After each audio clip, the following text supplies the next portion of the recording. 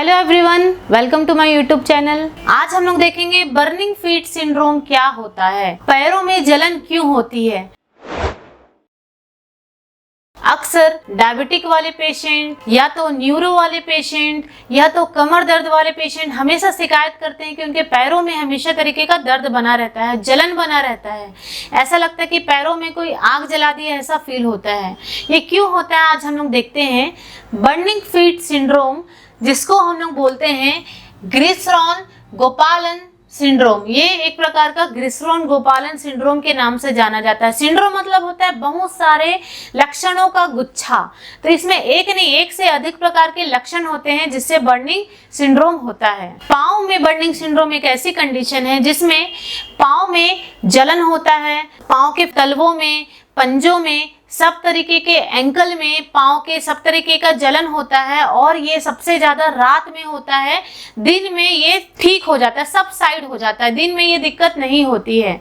आइए हम जानते हैं ऐसा क्यों होता है और किस कारण की वजह से होता है। जिसमें सबसे पहला कारण है आपका नर्व डैमेज होना।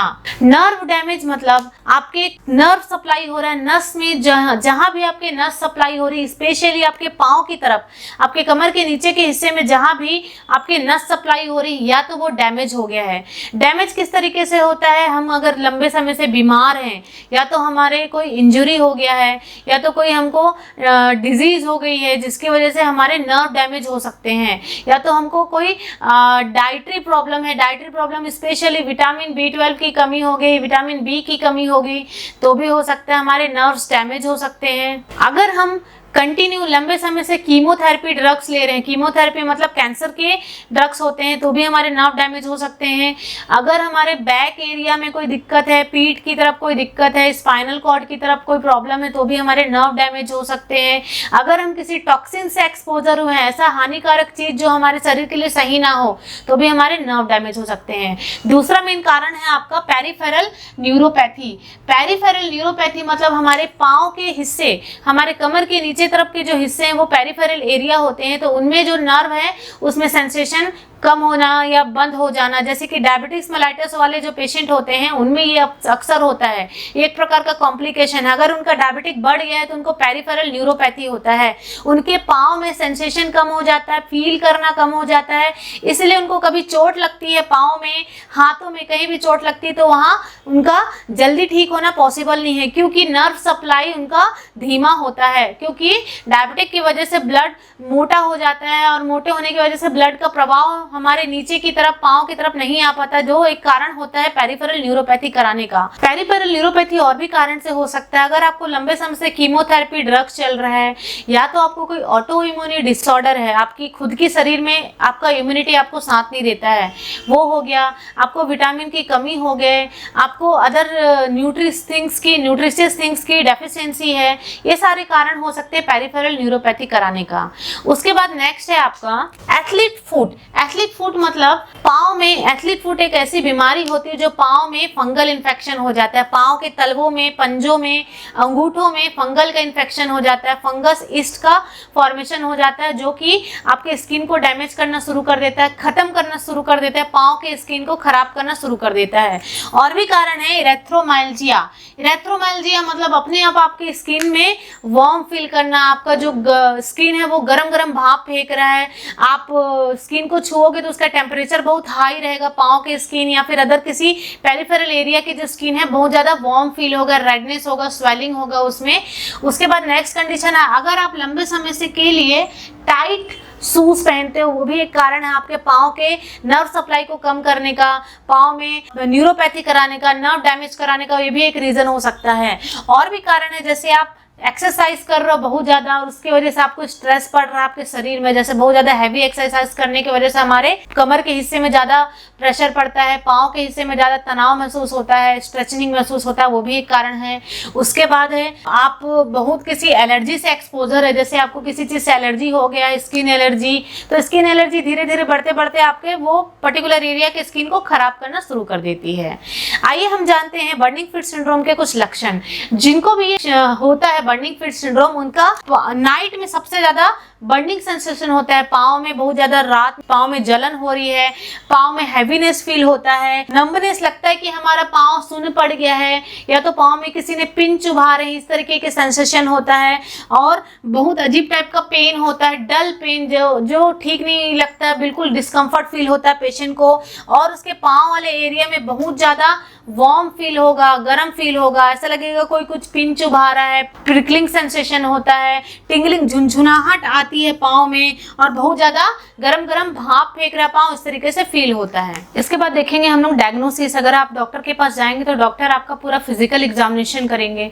फिजिकल एग्जामिनेशन के साथ साथ आपका फुट का अच्छे से एग्जामिनेशन करेंगे, प्लस साथ में आपके जितने भी ब्लड टेस्ट हैं, CBC हो गया, HbA1c हो गया, क्योंकि ब्लड शुगर टेस्ट भी इंपॉर्टेंट है। उसके बाद में आपके यूरिन और सीरम के जितने भी सैंपल्स हैं, जिसमें सीरम इलेक्ट्रोलाइट, मैग्नीशियम, कैल्शियम, जितने भी प्रकार के सीरम टेस्ट है वो सारे आपका डॉक्टर कंडक्ट कराएंगे। उसके बाद में एक और टेस्ट है इलेक्ट्रोमायोग्राफी। इलेक्ट्रोमायोग्राफी के थ्रू हम नर्व कंडक्शन टेस्ट देख सकते हैं कि आपके मसल्स का कंडक्शन कैसा है, साथ में नर्व वेलोसिटी टेस्ट भी देख सकते हैं। इस तरीके से डॉक्टर आपका डायग्नोसिस करेंगे। उसके बाद है आपका ट्रीटमेंट। ट्रीटमेंट में आपका सबसे पहले आपको सेल्फ केयर करना है। सेल्फ केयर में आप क्या कर सकते हैं, आप अपने पाँव को ठंडे पानी में 15 से 20 मिनट डुबो के रखिए, अच्छे से पाँव को क्लीन करिए, कि पाँव को इंस्पेक्ट करिए, देखिए कि आपके पाँव में ये दिक्कत कब से हो रही है, कितना ज़्यादा प्रॉब्लम है। उसके बाद आप वाटर से डेली वॉश करिए, एंटीसेप्टिक सॉल्यूशन से आप डेली पाँव को वॉश करिए, और क्लीनलीनेस मेंटेन करके रखिए अपने पाँव का।